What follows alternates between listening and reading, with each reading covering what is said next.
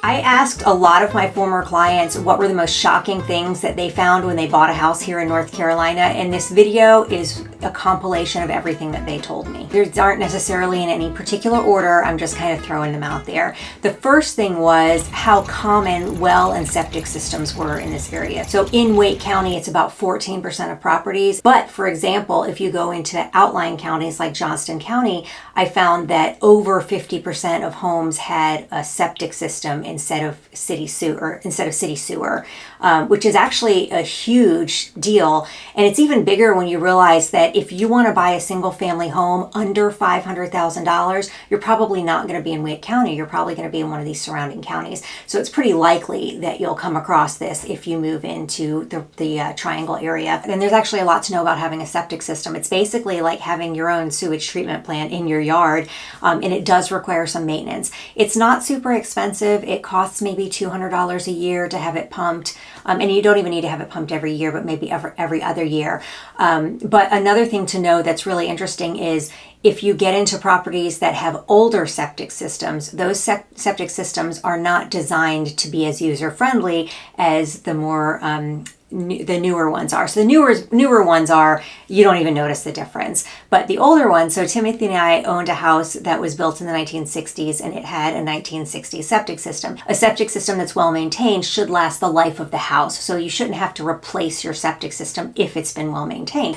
But there are some things that you need to do to maintain your septic system. First of all, you need to keep the bacteria at the right levels in that. So you might need to flush a bacteria packet down your toilet once a month. It's just a little packet. It's kind of like what you put in your dishwasher, just one of those little plastic packets. You stick it in the toilet, you flush it down. But in those older systems, there's something else that we found that we had to do that was really disgusting. Y'all are going to find this so gross. In a modern septic system, there's a baffle wall that separates the liquids from the solids. I know you guys are skeeving out right now listening to this. It is truly gross. But our system was an older system and it didn't have that. So what it had was a little screen that prevented the solids from pushing out of the tank into the yard. And that's what it's supposed to do. The solids are supposed to stay in the tank. You get those pumped out every couple of years, and then the liquids flow into the septic field and just make your grass really green, basically. But that screen has to be cleaned off every month or two because it gets clogged with beep. I don't even know how to say that on camera because it gets clogged with so you actually have to clean it out. Now you can pay somebody a couple $100s to clean that screen off, or you can do it yourself because it takes all of 30 seconds and you just spray it off with the hose. You got to do that or it's going to get trapped and the liquids aren't going to be able to get out into the septic field. So that's something extremely disgusting that you might not have known about. I actually didn't know about that until we bought our 1960s house because we have lived in properties with septic systems for like our entire lives. We prefer living in the country and so we always have them. And we've never had any issues until this particular house, and that was the problem. We had to clean this screen off regularly and it's pretty gross. Okay, so some other differences from city to county is taxes. Like some people have no idea, like they come here because they're like, oh, the taxes are really cheap, but you have no idea like how cheap they can be if you're not in the city limits. And the weird thing is that if you're in the city limits, you can still be not in the city limits, which is totally crazy. There's like these little pockets of areas that are not city in the city. It used to be legal for the city to overtake the rural areas outside of the city. And the reason for that was they didn't want like a pig farm right up against the city limits of Cary. And if you're in the county, the laws are a lot different and there's a lot of farms. And so they were trying to control that. So the cities were allowed to just absorb the areas around them. And there was this whole big movement here called Stop Cary, because Cary was known for just gobbling up all the little pockets of country around them and turning them into city, and people didn't like that. And so they passed another law that said the city could only absorb the areas around it with the permission of the people living there, which was really nice, which means a lot of people said, no, thank you, we don't want Cary, or Raleigh or whatever other town or city to gobble us up. And so they remained these little county pockets. You know, we lived in one of those. We were literally 6 minutes from downtown Cary and like a mile from the PNC Center. And we're in this area, you know, our house was in this area that was just country in the city. And so we didn't pay city taxes. So if you actually look at the difference in taxes, from places that are in the city to the country in the same, you know, area, you know, can be in the same like city limit, same kind of like, how do I even say this? All served by the same post office. So this is like all Raleigh or all Cary, but the taxes are way different. You are going to be totally shocked at like how different they are. So a couple of houses that I just pulled up, first things that came up. So for $500,000, a house in the city limits of Raleigh, the taxes were $3,402, which a lot of you call me saying your taxes are like $10,000 or $15,000. I'm like, holy moly, that's crazy. So $3,000 sounds really good, right? Well, if you actually get outside the city limits, and this other property that I'm looking at here it's outside the city limits, but it's right in the middle of the city. It's right near a whole bunch of new construction, like upcoming like designer shops and, you know, cool areas, shopping districts and entertainment districts are going in, but it's not in the city limits. And its taxes are only $1,862 for the same priced house. So it can be a pretty startling difference between the city and the county taxes. Okay, the next thing that is shocking to people when they move here is properties here on a crawl space. So a crawl space in a house does tend to be an upgrade. People consider it, you know, the higher end housing is going to be on a crawl space instead of on a slab. And the reason for that is if you have problems with your plumbing or with anything that's underneath the house, you can just walk under there or crawl under there and access it. If you're on a slab and you have, you know, your pipes burst for some reason, which obviously is not a big thing here because we don't get that cold, but it does happen. It has happened to people, I know. So if you have something like that, you're going to have to excavate under a slab foundation. That's going to cost you an absolute fortune. I've never known anybody here to have to do it because we didn't, until the last 10 years, we hardly had any slabs being built. It just wasn't very common. But when we spent that year in Texas, our next door neighbor had that happen. The house was on a slab and their pipes burst and they had to excavate. And I think it cost them almost $50,000 to dig underneath their house to fix the pipe. Now, if that were to happen underneath a crawl space, the cost of fixing the pipe, you know, you might be talking $1,000. So I mean, it's like a huge difference. The other thing to know about the crawl space is like everything else in your house, it takes maintenance. And a lot of times people don't even look at their crawl space when they're living in the house. You might live someplace 10 or 15 years. How many times have you actually crawled under the house? Probably never. And if you did, you didn't know what to look for anyway. So that's really something that you should have inspected. On, you know, every 2 or 3 years, something like that, just to see what's happening down there. And anyway, so this is something that tends to come up a lot in home inspections because people don't crawl under their crawl spaces and because it's a very moist environment. So two things can happen in the crawl space that are pretty common. One, you can have water flow from like rain, water that's not directed away from the house in the way that it should be, and it can pool under there, and it can cause a really moist environment that can cause things to rot and cause fungus to grow and that sort of thing. Or you don't even need the rain. So like that's cool because you can kind of see it happening. If you see water pooling up against your house or whatever, then you're going to want to look under the crawl space and see if it's occupying any areas under there. But it doesn't even have to be water pooling.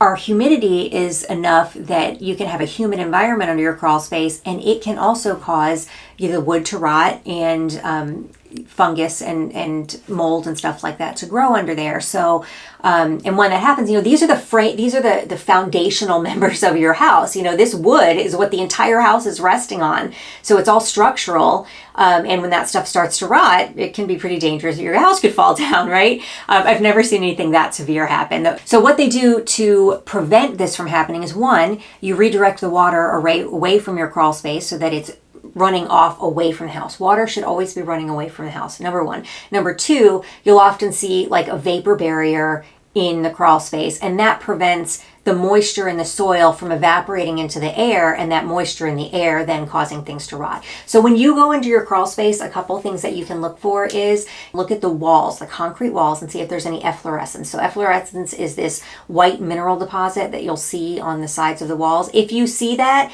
that means they've been getting wet and dry, wet and dry, wet and dry, and leaving that mineral deposit on the wall. So you know you've got moisture issues. If that's the case, you want to have somebody come out and dig, trenches or whatever to direct the water away. The other thing that you'll see is this little spotty fungus all over the wood. And if you see that, you've probably got a moisture problem. And fixing the moisture problem is not a big deal. A lot of times they'll just put vapor barrier and a dehumidifier down there.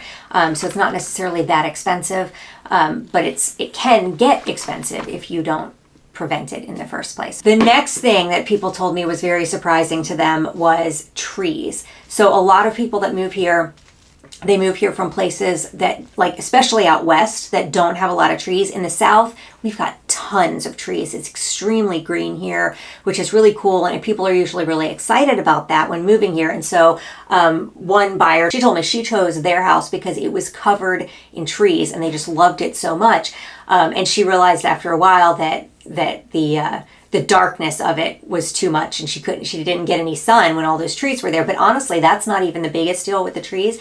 So this is something I often tell buyers, is that you really need to look out for trees that might need to be cut down. So trees, like everything on your property, require maintenance. Literally, like every tree requires maintenance. You can have a big, enormous, beautiful oak tree in your front yard close to your house. You don't want it too close because of the roots. So the roots will cause damage, but you can have it, trees around your house as long as they're healthy. If they're showing any signs of insect infestation or, fungal rot or anything like that, you're probably going to want to take them down because they could fall on your house. The other thing is we have a ton of pine trees here, tons of pine trees. And pine trees are the first to fall in a storm. They have very shallow roots. They drop their limbs regularly. That's just part of what they do. You'll see pines get really big and all the limbs will be up at top because they drop the ones on the bottom. And so you really don't want pine trees close to your house. They're just not a great landscaping tree near your house. It might look cool, but I would cut them down personally. We bought an older home and renovated the whole thing, and it was also covered in trees, but the driveway started completely breaking up. We had to break up the entire driveway and rebuild it because the tree roots had gotten underneath it and just started destroying it. Just remember, nature takes things over. But life finds a way. If you're going to live in an area, your job is to kind of maintain the area and not allow nature to take over your house, because it will take over your house. And it's surprisingly quick. 20 years of no maintenance and you can have trees growing out of the roof of a house. I mean, it really is pretty quick. The other surprising thing is the extraterritorial jurisdiction. So the ETJ, as we call it, it's something similar to what I was talking about before, where the surrounding areas of a city can be sucked up by the city limits. Well, it's not like that now, but what you do have is the ETJ. It's like 1 mile for a smaller city or larger for a bigger city. And in that ETJ zone, if you live in that area, you have to obey the zoning laws of the city in which you're in the ETJ. So if you're in the Cary ETJ, you're going to have to obey the laws of Cary zoning laws. For example, this was something that applied to us in particular because we bought a house in a neighborhood that was in the Cary ETJ. It was not in the city limits, but it was in the ETJ. So at this time, there was this big push to having chickens in the city limits. Urban farming was really popular, and all the towns were like passing these laws to allow you to have chickens, and Cary did that. They passed a law allowing you to have 5 chickens, and you had to have a permit to have them or whatever. So that applied to our lot as well. So we had to, get a permit from the town of Cary, and you're allowed to have 5 chickens and whatnot if you're in the ETJ. Or it might be like burning laws. Like some people in the country are used to just throwing all their leaves in a big barrel and burning them after they've picked up their leaves. Well, in the town of Cary, you're not allowed to do that. They come around and collect your leaves. So these are the sorts of things that you might have, apply to if you're living in the ETJ. If you want horses, if you want, fences built certain ways, might have zoning laws or whatever. So you just need to check those things if you're in the ETJ and there's something that you actually want to do. Or if you want to add on to your house. So it also means that like the permit is going to come from the city of the ETJ, not the county, even though you're in Wake County. You don't pay taxes to live in these ETJs, and you cannot vote to hire your representatives basically, but you still have to obey the laws that they pass. So there's a little bit of that regulation without representation, which can be a little frustrating, but that's just the way it is. All right, now we're going to talk a little bit about weather. So in North Carolina, it can be 80 degrees one day. December, this happens a lot. 80 degrees, next day it's 30. It's pretty common. Like you can have summer just kind of visit you in the winter, and then all of a sudden it's gone and it's like snowing or ice storms the next day. So that's a common thing. Along that same vein, so another kind of weather related thing, everybody knows we have humidity here. Everybody talks about it in videos, but what people don't tell you is that humidity actually affects your skin. So if you tend to have more dry skin, or if you're older, humidity can be really good for your skin because it prevents wrinkles. It keeps your skin more hydrated. And so it actually prevents aging in the skin, which is really nice, assuming you don't like sunbathe all the time. But if you tend to have oilier skin, humidity can lead to breakouts because it can make your skin more oily and more moisture, just kind of, it doesn't evaporate as much off the skin. And so it can lead to breakouts, some people find, if they have oilier skin. So that's something to know. Okay, another thing is that our secondary roads, like the roads all throughout the country and everything, they're really nice. They're really well maintained. Like I know when I drive around other parts of the country, especially up north, there's like potholes everywhere. It's not like that here. We have the #2 best roads in the country. And I don't know why it is, but we have really nice roads. So it's really nice to go for a drive in the country and look at pretty stuff, and driving on our roads tends to be really pleasant. This is just a weird arcane fact if you're not thinking about the triangle, but maybe you're thinking about Wilmington. Wilmington has a very strange smell that smells like cat pee. And for a long time, they couldn't figure out what it was. Why does the city of Wilmington smell like cat pee? Nobody knew. Well, it turns out there's a factory there that makes some kind of plastics or something, and there's some kind of chemical that they use that makes the air smell like cat pee. And a couple of years ago, it actually came to the attention of the whatever environmental body controls air quality. And they tried to like put some regulations into place to make it smell less like cat pee, and it didn't work that well, and it still smells like cat pee. So a lot of times people ask me, are we going to be welcomed here? Are people going to be nice to us? Are they going to be like, don't California my North Carolina? Well, I mean, I don't know, maybe. But for the most part, people in the cities that you're going to run into, for the most part, are not from here.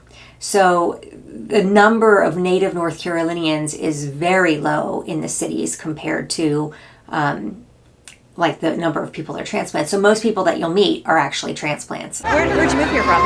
Grand Rapids, Michigan. Originally from Danville, Virginia. Ohio residents. I lived in New York before here. Believe it or not, we lived in South Florida. From England originally. Okay. So Most people aren't from here. If you get right out into the rural areas, more people are definitely from here. And you might see a little bit of people frustrated. And I would just say, just be empathetic. You've got a farm and you've lived there all of your life, and all of a sudden, going to the store, you have to get through all this traffic, and, people maybe aren't as friendly to you as your neighbors have always been. It can be hard. So, things do change. Things are constantly growing. I've been saying for years that if a place isn't growing, it's dying. Migration and change is just part of life, but it's not easy. It's not easy for anybody. It's not easy for the people coming here, because you're often coming from places that were your home, that were overrun by other people moving in and making prices higher than you could afford. And then, so you go someplace else and kind of you're doing the same thing. It's just the cycle of life. It can't be helped. But I think just having a little bit of empathy to people whose lives are changing is always a good thing to do. If you want to join my newsletter, I've got a link in the comments to do that, or to check out my website if you're searching for a home in the Triangle area, or if you just want to contact me to talk about your move. I'd love to chat. All that is in the comments. If you like this video, you might also like this one, so take a look.